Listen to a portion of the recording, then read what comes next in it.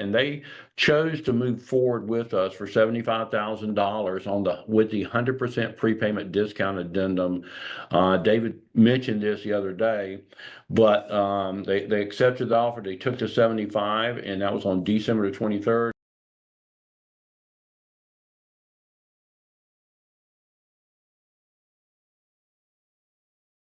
All right. Well, listen.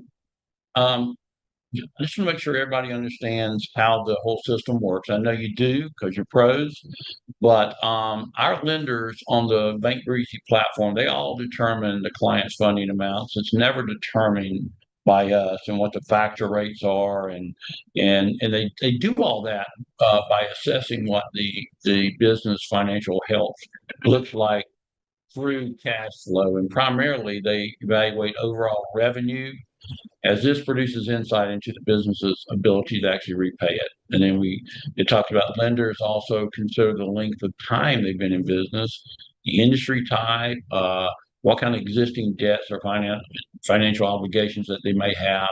And ultimately, the funding amount is tailored to each individual business based on an awful lot of different factors. But the pro tip of the week is, people are asking, why is it that I submit a file, they're doing this amount, and I'm getting 25%, not even 50% of their monthly revenue?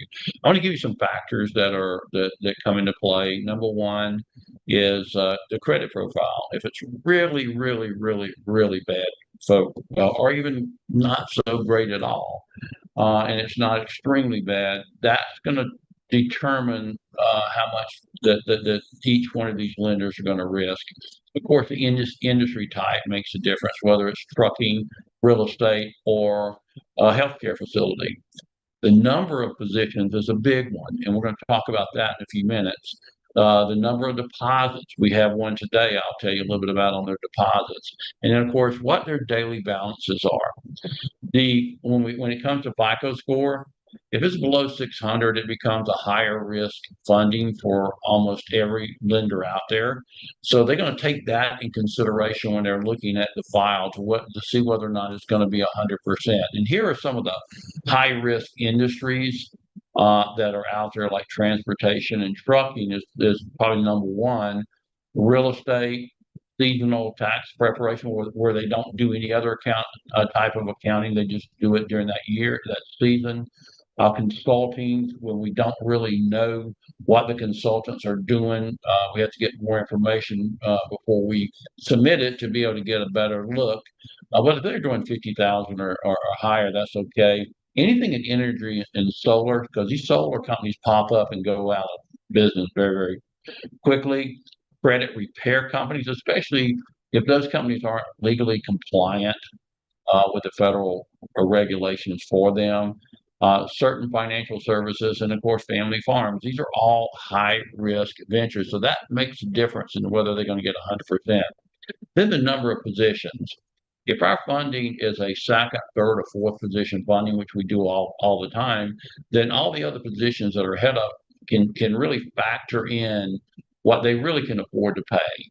So if their debt to income ratio on just the funding, not on all their other bills, is 35% or more of the total amount that they're doing in monthly revenue, for example, if they're doing 100,000 a month in revenue and 35,000 of it's going to pay back positions in the system, then that's going to create problems, and that's going to determine really how much they're going to be able to afford. And then, of course, number of deposits. A lot of our lenders, well, almost all of them require 3 to 5 deposits.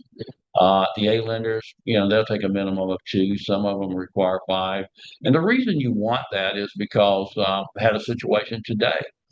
Their deposit didn't hit for the month of April, but it went into the month of May, and the month of May is huge.